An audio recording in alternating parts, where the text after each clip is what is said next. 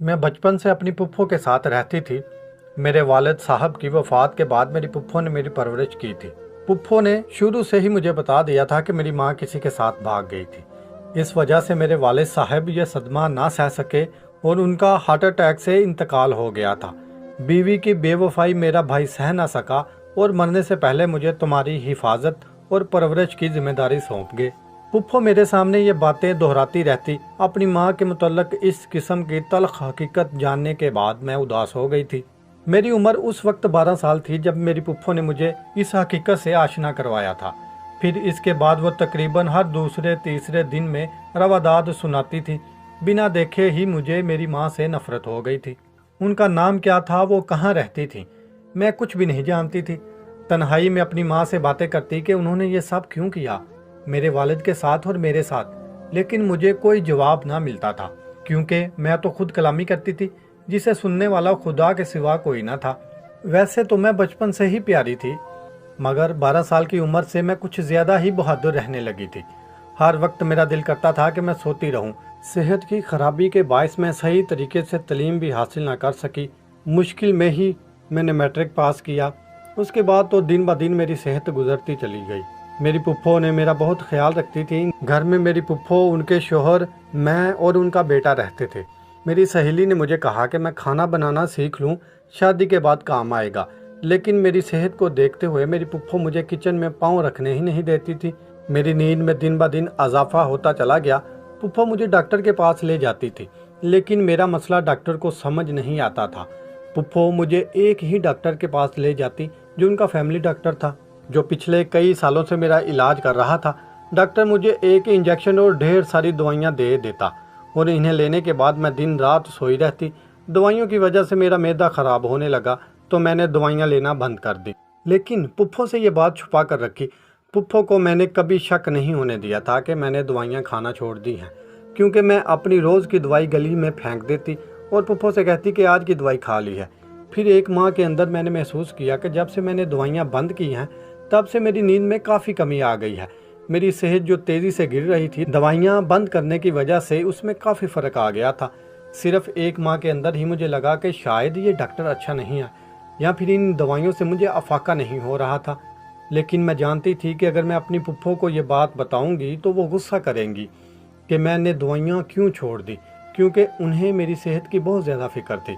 वो हर वक्त मेरे बारे में सोचती रहती थी और सोच सोच कर उन्होंने खुद को हलकान कर दिया था। कभी कभी तो पुप्पो को मुझ पर इस कदर प्यार आ जाता था कि वो अपने हाथ से निवाले बनाकर मुझे खिलाती थी, जैसे मैं कुछ छोटी सी बच्ची हूँ। पुप्पो का बेटा आर्यान मुझसे 5 साल छोटा था, यानी कि 15 साल का था। जब मैं 20 साल की हुई तो मेरे रिश्ते आना शुरू हो गए। लेकिन जब भी कोई औरत मेरा रिश्ता लेकर आती, मेरी पुप्पो से तमाम हकीकत से आशना कर देती। बहन, मैं किसी से कुछ छुपाने की कायल नहीं।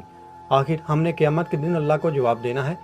मैं आपको भी अभी से बता रही हूँ कि मेरी भाभी अपने किसी आशिक के साथ भाग गई थी, जिसकी वजह से मेरे भाई का सदमे से इंतकाल हो गया और तब से लेकर आज तक लारेब को मैंने पाला है। आप लोग रिश्ता लेकर आए हैं तो इसलिए आपसे कोई बात छुपाना नहीं चाहती थी, इसलिए बता रही हूँ।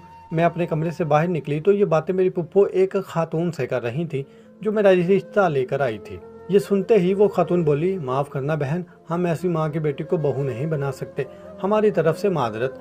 हम तो आपका खूबसूरत घर देखकर आए थे, लेकिन हमें भी ज़माने को मुंह दिखाना है। ये भी अपनी माँ की तरह भाग गई तो हम क्या कल को करेंगे, उस खातून ने कहा और रुखसत हो गई। उसके बाद आए दिन यही सब होने लगा। हर 3 माह बाद मेरा कोई रिश्ता आता और उसे यही जवाब दिया जाता, और फिर वो रिश्ता पलट कर आता ही नहीं। मुझे मेरी पुप्पो की सच्चाई ने बहुत मुतासर किया था। मुझे उनकी ये बात अच्छी लगती थी कि वो किसी से बात छुपाती नहीं हैं, मगर मुझे दुख भी बहुत होता था। मैं तन्हा बैठकर बहुत रोती थी कि मेरी माँ ने ये सब क्यों किया, और आज उसकी वजह से मेरा कहीं पर रिश्ता भी नहीं हो रहा है।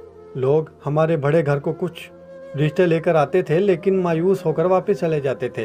वो लोग बड़े से बड़े जहेज की उम्मीद में लगा कर आते थे, सोचते कि घर इतना बड़ा है तो लड़की को क्या कुछ नहीं देंगे। मगर मेरी पुप्पो मुझे यही कहती, ला रे बेटा, हम इतना जहेज कहाँ से लाएं, हमारे पास तो इस घर के अलावा और कुछ भी नहीं है। तुम्हारे पुप्पा की भी मामूली सी नौकरी है, हमारी आमदनी नहीं है कि हम उनको गाड़ियाँ जहेज में दें। पुप्पो ने एक दिन अफसरदा होकर मुझसे कहा तो मैंने इन्हें दिलासा दिया, कोई बात नहीं, मेरी किस्मत में जो होगा वो होकर रहेगा, आप परेशान ना हो। اور جو لوگ جہیز مانگتے ہیں انہیں تو لعنت دینی چاہیے، کیونکہ جہیز لینا اور دینا دونوں لعنت ہیں۔ اور میں حیران ہوتی کہ کیسے لوگ خوشی خوشی لعنت مانگ لیتے ہیں۔ میں نے ان کے گرد باہیں ڈالتے ہوئے کہا تھا کہ وہ خوش ہو سکے، اداسی دور کرنے کے لیے مجھے کچھ بھی کر سکتی تھی۔ مجھے یاد ہے جب میں چھوٹی سی تھی تو ہم ایک دوسرے شہر میں رہتے تھے۔ میری عمر اس وقت 6 سال ہوگی اور اس سے زیادہ مجھے کچھ یاد نہیں۔ پھر ہم نے شہر اور گھر تبدیل کر دیا تھا اور آپ یہاں بڑے بنگلے میں رہ رہے تھے، لیکن اس بنگلے کے علاوہ ہمارے پاس کچھ بھی نہیں تھا۔ پھر ایک دن اچانک میرے لیے ایسا رشتہ آیا جنہوں نے جہیز کی کوئی ڈیمانڈ نہیں کی تھی۔ ہمیں کچھ نہیں چاہیے، جہیز کے نام پر 1 روپیہ بھی نہیں چاہیے، بس آپ ہمیں لڑکی دے دیں، جوڑے بھی ہم خود ہی اس کے بنا کر دیتے ہیں۔ میں کچن میں تھی اور یہ وہ خاتون بول رہی تھی جو میرا تازہ ترین رشتہ لے کر آئی تھی۔ میں حیران تھی، مجھ میں ایسی کوئی خاص بات نہیں تھی کہ میرے اتنے رشتے آتے، لیکن اس بنگلے کو دیکھ کر لوگ بڑی بڑی امیدیں لے کر آتے تھے اور خالی ہاتھ لوٹ جاتے تھے۔ یہ پہلی خاتون تھی جنہوں نے جہیز کی ڈیمانڈ نہیں کی تھی۔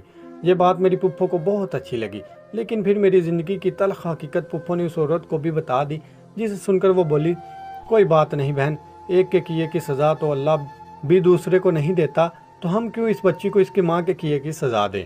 اس عورت نے کہا تو میں حیران ہو گئی کہ کیا یہ دنیا میں اتنے اچھے لوگ بھی ہیں۔ 2-3 دفعہ آنے کے بعد میری پھپھو نے ان کو ہاں کر دی اور مجھے یہ بھی بتایا کہ وہ لوگ دور کہیں گاؤں میں رہتے ہیں، ان کی اپنی کافی زمینیں ہیں، ٹریکٹر وغیرہ، یعنی کافی مالدار لوگ، بس شہر میں نہیں رہتے تھے، لیکن گاؤں میں ان کا بہت روب تھا، یعنی کہ وہ گاؤں کے اچھے خاصے امیر لوگ تھے۔ دور جانے پر میرا دل گھبرا رہا تھا، لیکن پھپھو نے مجھے دلاسا دیا، بیٹا جو لوگ قریب رہتے تھے وہ بہت دور نکلے، یہ بھلے دور ہیں لیکن بہت اچھے لوگ ہیں۔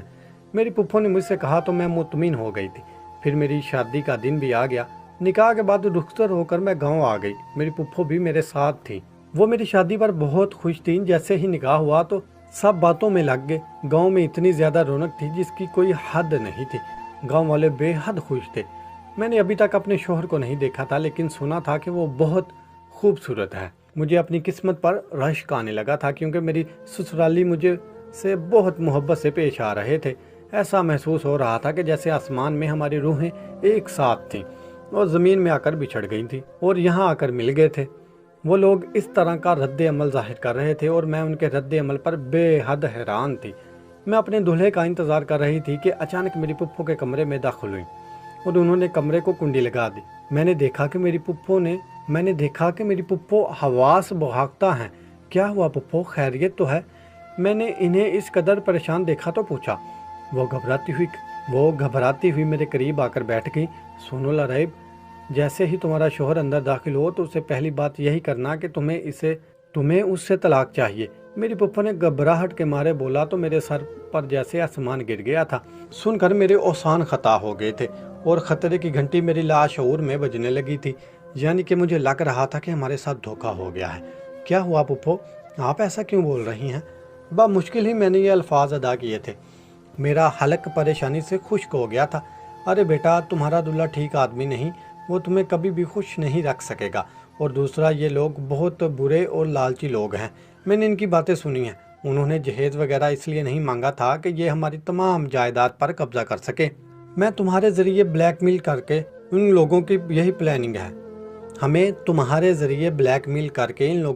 پلاننگ ہے کہ یہ ہمارا گھر ہتھیا لیں گے اور ہماری فیکٹری پر بھی قبضہ کر لیں گے۔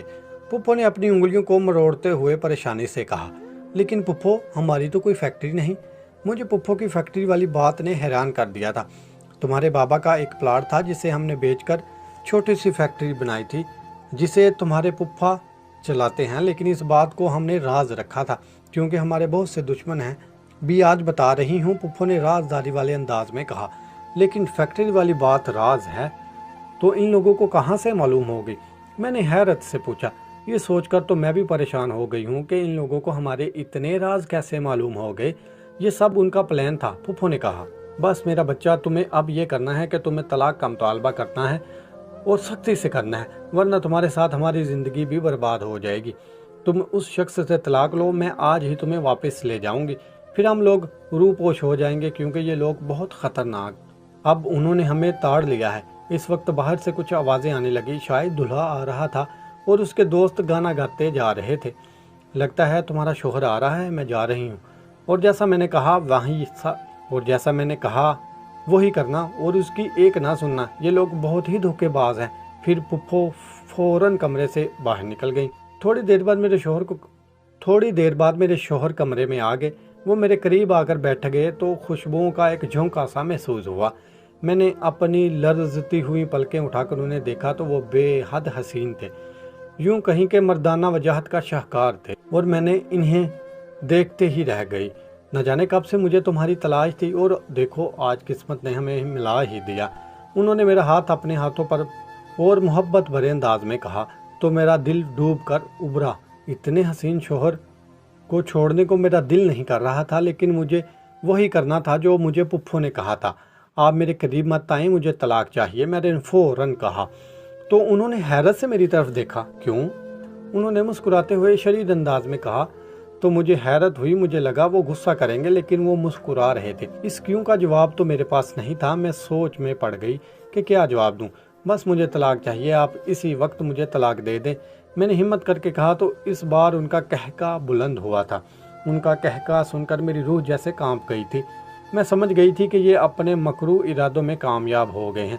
यकीनन ये तलाक की पट्टी तुम्हें तुम्हारी पुप्पो ने पढ़ाई है। मेरे शोहर ने ये अल्फाज कहे तो मैं फटी फटी आंखों से उनको देखने लगी और सोच रही थी कि उन्हें कैसे पता चल गया। यकीनन उन्होंने पुप्पो और मेरी बातें सुन ली होगी। मुझे कुछ नहीं पता, बस मुझे तलाक चाहिए।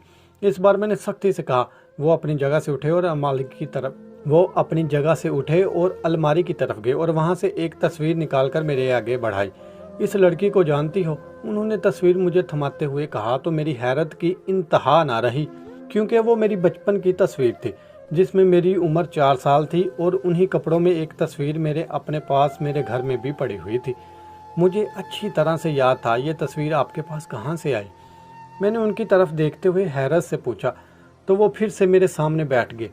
तुम मेरी बचपन की मंगेतर हो लारैब, और ये औरत जिसे तुम अपनी पुप्पो कह रही हो, ये औरत धोखेबाज और तुम्हारे माँ बाप की नौकरानी थी। ये औरत और इसका शौहर मेरे बामियों के घर में दोनों नौकर थे। तुम मेरे मामू की बेटी हो, इस औरत की भीजी नहीं। ये औरत और इसका शौहर मेरे मामुओं के घर में नौकर थे। तुम मेरे मामू की बेटी हो, इस औरत की भतीजी नहीं हो। और अब जबकि तमाम हकीकत इस औरत को मालूम हो गई है तो ये तुमसे तलाक का मुतालबा करने का कह रही है। उन्होंने कहा तो मैं हैरान हो गई। फिर उन्होंने बताया कि सज्जाद मेरे मामू थे और अनीसा बेगम मेरी मामी। मामू अपने वालिदैन से लड़कर शहर चले गए थे और वहीं सेट हो गए थे। फिर एक दिन तुम तीनों गाड़ी में कहीं जा रहे थे कि कार के हादसे में दोनों का इंतकाल हो गया और तुम जिंदा बच गई। ये औरत और उसका शौहर तुम्हें लेकर फरार हो गए। हम गांव में रहते थे। उस वक्त गांव से शहर राब्ता करना बहुत मुश्किल था। महीनों में एक खत लिखकर राब्ता होता था। पूरा महीना हमें मालूम ही नहीं हुआ इस हादसे के मुतालिक। जब मामू की कोई खबर नहीं आई तो हमारे रिश्तेदार शहर चले गए कि पूरे महीने में उन्होंने कोई राब्ता नहीं किया था। वहां जाकर मालूम हुआ कि वो घर बिक चुका है और कार हादसे में उनका इंतकाल हो चुका है। बहुत ज़्यादा मालूम करने पर पता चला कि तुम जिंदा बच गई हो, लेकिन तुम्हारा कोई अता पता नहीं है। हमने हर जगह ढूंढ लिया लेकिन हमें कोई सुराग ना मिला, क्योंकि हम इस चालाक औरत और इसके मकार शौहर को नहीं जानते थे। अड़ोस पड़ोस के लोगों से पता चला कि वो लोग तुम्हें लेकर फरार हो गए हैं और घर भी बेच गए हैं। घर बेचने वालों को इस औरत ने यह बताया कि इसका भाई सज्जाद फौत हो चुका है और उसकी जायदाद की वारिस उनकी बेटी है जो कि उनके पास है। तुम्हारी तस्वीरें वगैरह दिखाकर उन लोगों ने घर बेच दिया। सब ने यकीन कर लिया कि वो तुम्हारी पुप्पो है और उनके सिवा तुम्हारा कोई नहीं, और बड़ी होकर तुम उनकी जायदाद की वारिस होगी, इसलिए उन्होंने तुम्हें छुपा दिया। 15 साल लग गए हम लोगों को तुम्हें ढूंढने में। मेरे शौहर की बात सुनकर मैं हैरान हो गई। मेरे लिए यकीन करना मुश्किल हो गया था। अब झूठ बोल रहे हैं। मेरी जायदाद हथियाने के लिए सब आपका प्लान है, जो आपने ये झूठी कहानी गढ़ ली है। मैंने इनसे फौरन कहा। मेरा दिल उनकी बात मानने को तैयार ही नहीं था। वो बोले, मैं सच कह रहा हूँ, हमें पिछले कुछ माह से पता चल गया था कि तुम इनके कब्जे में हो और ये लोग तुम्हें रोज़ाना नशे की अदवायात और इंजेक्शन लगाते हैं। मगर हमें ये सब प्लान करना पड़ा, और वो इसलिए कि कहीं ये लोग तुम्हारे असल वारसों के लिए। फिर उनके मोबाइल पर बेल बजने लगी। कॉल सुनने के बाद वो बोले, चलो बाहर पुलिस आ गई है और अब तुम्हारी पुप्पो पुलिस के सामने सारी सच्चाई उगल देगी। उन्होंने कहा और मुझे बाहर ले गए तो मैंने देखा कि पुलिस ने उन्हें हिरासत में ले रखा है। पुप्पो और पुप्पा ने अपने जुर्म का इकरार कर लिया था और मैं हैरान थी कि इतने सालों तक ये औरत मेरी मरी हुई माँ पर इतने इल्ज़ामात लगाती रही। औरत ने मेरी पाकबाज माँ पर कितना कीचड़ उछाला और मुझे उससे नफ़रत की महसूस हो रही थी। और बाद में पता चला कि जो दवाई वो मुझे दे रही थी वो नींद की दवाइयाँ थी, इसलिए मैं सारा दिन सोती रहती। मुझे काम काज भी इसलिए नहीं सिखाया उन्होंने जो रिश्ता आए वो वापस चला जाए। उनकी मजबूरी ये थी कि तमाम जायदाद के कागजात पर मेरे नाम पर थे, इसलिए उन्होंने मेरा कोई रिश्ता ना आने दिया। मेरे वालिद को इल्म हो गया था अपनी मौत का, इसलिए उन्होंने वकील को बुलाकर मेरे नाम तमाम जायदाद कर दी थी, जो जब मैं 20 साल की उम्र में होती तो मेरे नाम पर मुंतकिल हो जाती। इसलिए उन्होंने ये सब किया और मुझे 20 साल तक ज़िंदा रहने दिया, वरना शायद कब का मार चुके होते। फिर मुझे याद आया कि उन्होंने शादी से कुछ दिन पहले मुझसे कुछ कागजात पर दस्तखत करवाए थे, लेकिन उन्होंने इसके मुतल्लिक मुझे कुछ नहीं बताया था, सिर्फ इतना कहा कि बाद में बताएंगी। ये वही जायदाद के कागजात थे जो उन्होंने अपने नाम करवा लिए थे और फिर मुझसे शादी करवा कर घर से निकालना चाहा। वो लोग शायद जान से मारने वालों में से नहीं थे, सिर्फ कब्जा करने वालों में से थे, वरना कोई और होता तो मुझे मार देता। हर इंसान की अपनी हदूद होती हैं और उनकी हद इतनी ही थी। जो भी था, खुदा ने मेरी मदद की और अब मैं अपने असल वारसों के पास आ गई थी और मेरी सारी जायदाद भी दोबारा मेरे नाम मुंतकिल हो गई थी, जो उन्होंने धोखे से अपने नाम करवाई थी। मेरी सास मुझसे इतना प्यार इसलिए जता रही थी क्योंकि मैं उनके मरहूम भाई की बेटी थी। आज सब मुझसे बेहद प्यार करते हैं, ख़ास करके मेरे शोहर। मैं खुदा की बहुत शुक्रगुजार हूँ कि उसने मुझे मेरे वारसों से मिला दिया और मुजरमों को उनके किए की सज़ा मिल गई।